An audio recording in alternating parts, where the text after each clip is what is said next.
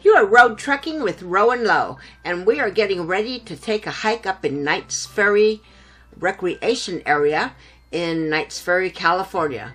We are in search of the wild poppies and lupines of California. It's March 15th, 2019. We should be able to see some of our native wildflowers. That's what we're in search for. We just turned off of Highway 108 and we are turning into Knights Ferry Recreation Area.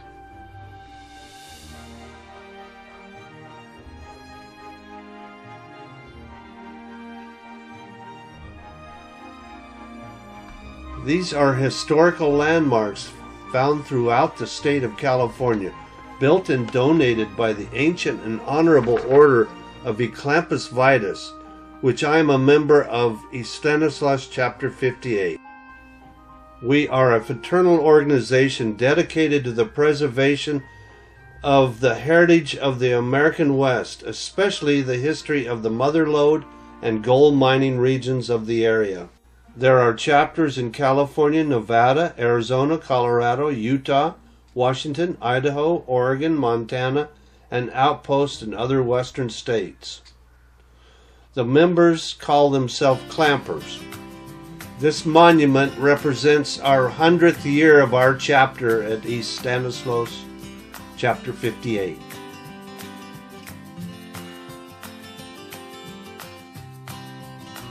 We have just arrived at Knights Ferry Recreation Area. Up ahead you'll notice the Visitor Center.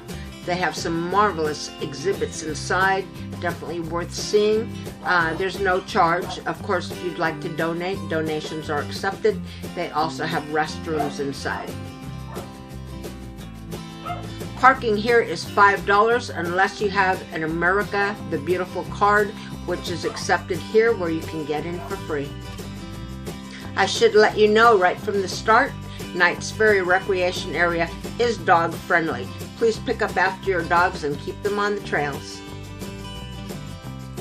We'll be heading over towards the old flour mill before we get on our trail past the bridge in seek of poppies and lupines, and I'll be giving you a little bit of history as we go along.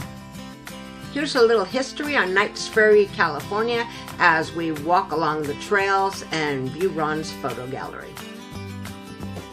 Founded in 1849, Knights Ferry, as it is known today, was first settled by Dr. William Knight in the spring of 1849. Dr. Knight, aside from being a doctor, was a prominent fur trader that founded other towns in Northern California, such as Knight's Landing. The site of Knights Ferry was chosen as it was an appropriate area to house a ferry that would cross the Stanislaus River and thus provide Knight with a profitable venture in a yet undeveloped part of California. Knight soon partnered with a local, James Van Teen, and with the help of an old whaling vessel created a ferry that would be the staple of business in Knights Ferry. Located conveniently between the port of Stockton and the Sierra foothills, which were at the time rich in gold, Knights Ferry became a hot spot to cross the river, and during the gold rush saw profits as high as $500 per day, which would yield a present-day gross of over $12,000. Unfortunately for Dr. Knight, his foresight as an entrepreneur did not yield him great profits, as he was murdered in the middle of town in late 1849. The Knights Ferry Bridge. From there, Valentine partnered with a local, Dent, and the old whaling ferry was replaced with a more modern ferry. In 1854, Knights Ferry saw another substantial business go up as David Locke set up a flour mill, the ruins of which can still be seen here today. As the flour mill became a huge success, Locke eventually bought out Dent and retained the control of crossing the Stanislaus at Knights Ferry. Instead of keeping the ferry, however, Locke brought the idea of a bridge to the people of Knights Ferry. And in early 1857, the first bridge spanning over the river in Knights Ferry became functional.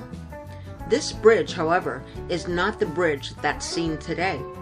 Under conditions that now seem unfathomable, a heavy winter and an early warm spring rain created an abundance of water in the Stanislaus, and floodwaters raged through Knights Ferry at levels that were close to 35 feet, over present-day low water marks. As you raft between the two bluffs, the river nearly reached the top of the cliffs during the spring of 1862. Fortunately, the bridge was built sturdily, and the water could not take it down. Unfortunately, the bridge upriver at the 2-mile bar was not built as sturdily and eventually washed down and destroyed the old Knights Ferry Bridge. This series of events led to the creation of the bridge that can still be seen in eastern Knights Ferry, the present-day covered bridge, which is a must-see if you are in the area. Built in 1863, spans 330 feet and is the longest covered bridge west of the Mississippi. As successful as the building of the new bridge was, however, Knights Ferry's prosperity that was seen during the gold rush began to fade as commercial routes began to move closer to Oakdale and Modesto.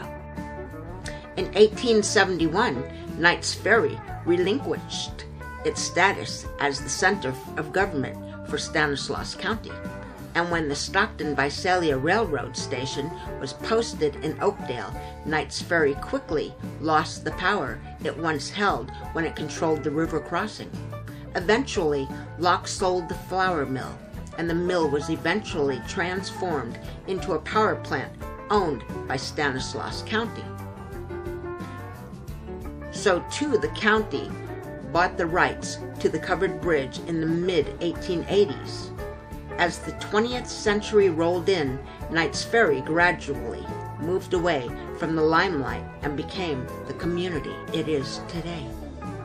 In present-day Knights Ferry, many of the relics of the gold rush, the old mill, the covered bridge, the fire station, as well as general stores and hotels can still be seen in present-day Knights Ferry. The general store has been in operation for over 100 years, as well as the local bed and breakfast. A makeshift iron jail that is over a century old resides in the east of the center of town, although this is thankfully no longer in use. The covered bridge, which has undergone a few renovations since its building, closed to automotive traffic in 1981. Even after nearly 100 years, the bridge still easily could carry machines that were unimagined at the time of its building, but the public is still welcome to cross the bridge on foot. Today, Knights Ferry is a small, tight-knit community that varies its look depending on what time of year you visit. During the later fall months, as the Stanislaus River begins to drop, one can see the salmon run upstream as they molt. Nearly extinct in the early 1990s, local park and recreation efforts have created environments in which the salmon now thrive. During the spring and summer months, the Stanislaus River swells and provides an excellent place for amateurs and locals to test their rafting skills, and the popular Knights Ferry to Orange Blossom rafting run can see an influx of over 1,000 people per day on busy weekends. We are right here past the covered bridge, and we are getting ready to embark on the trail.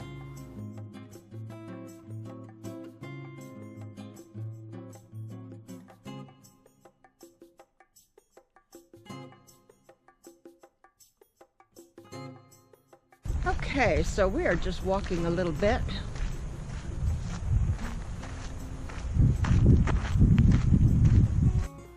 It's a gorgeous day today of 67 degrees. We're starting to finally get out of winter and come into spring. We love coming up here to Knights Ferry at this time of year because the poppies are starting to come into bloom, and all these tiny little white flowers, I don't know if they're called baby's breath or what, but they're all over the place. You've got big bushes of lupines and other little purple flowers throughout the area, as well as some other little yellow flowers. It's really a nice time of year to hike the hills out here in California right now.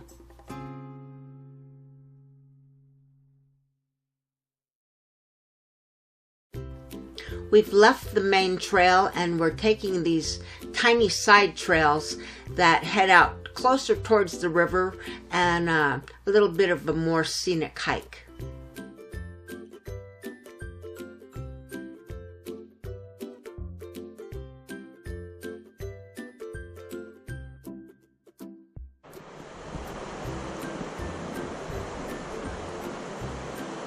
This is such a lovely spot with all the lupines and poppies.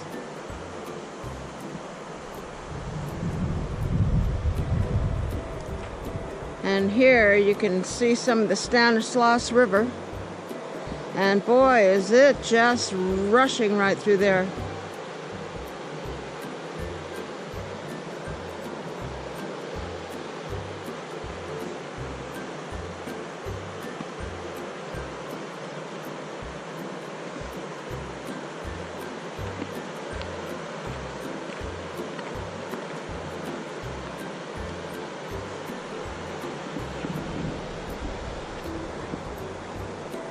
Here's another look at the covered bridge.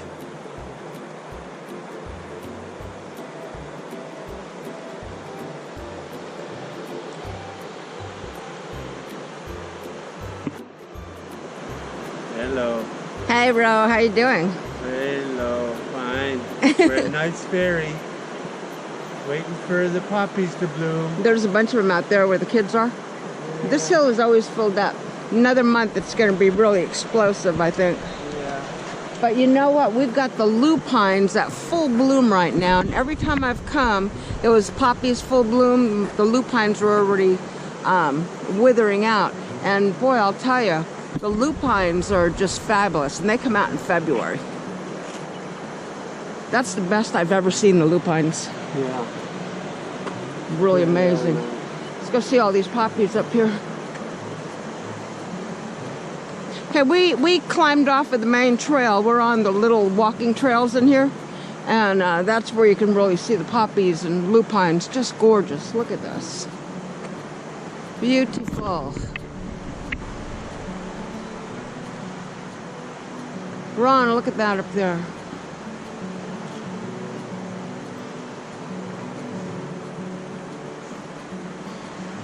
You've got a girl out here doing some yoga.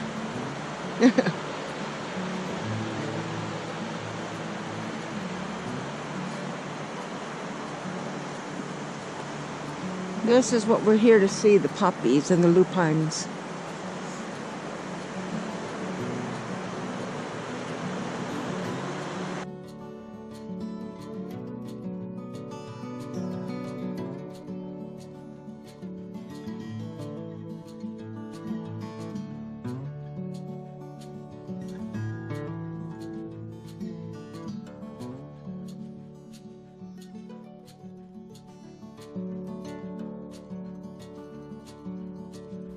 The farther we go into the trail, the more poppies and lupines that we start seeing up on the hills.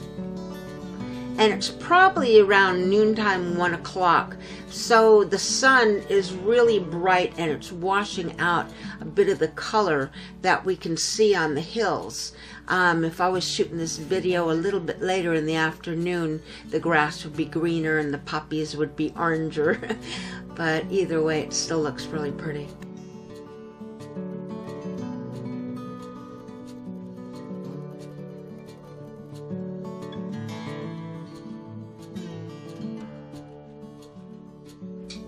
Hiking out here on these trails by the rocks in the river, I always keep my eyes open for rattlesnakes. They do like sunning themselves out in the rocks.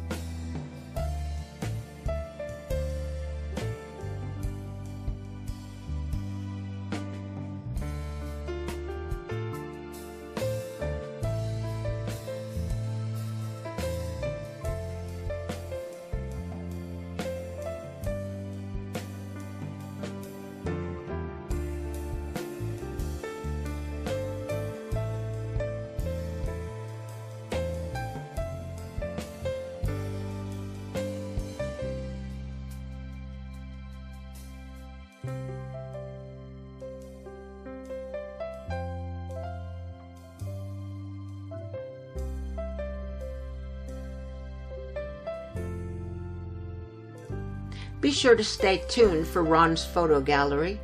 Ron took some really nice photos of the area while we were hiking up here.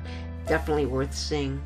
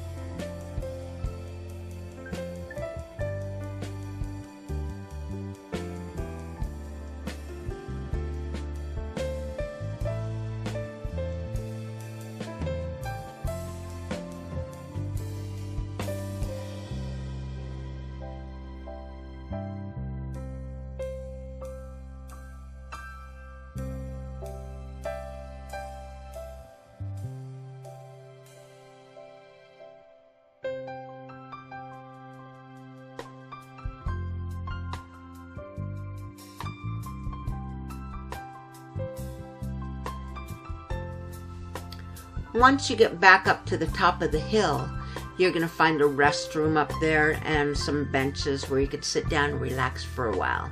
But it's really nice because at the halfway point, there is a restroom.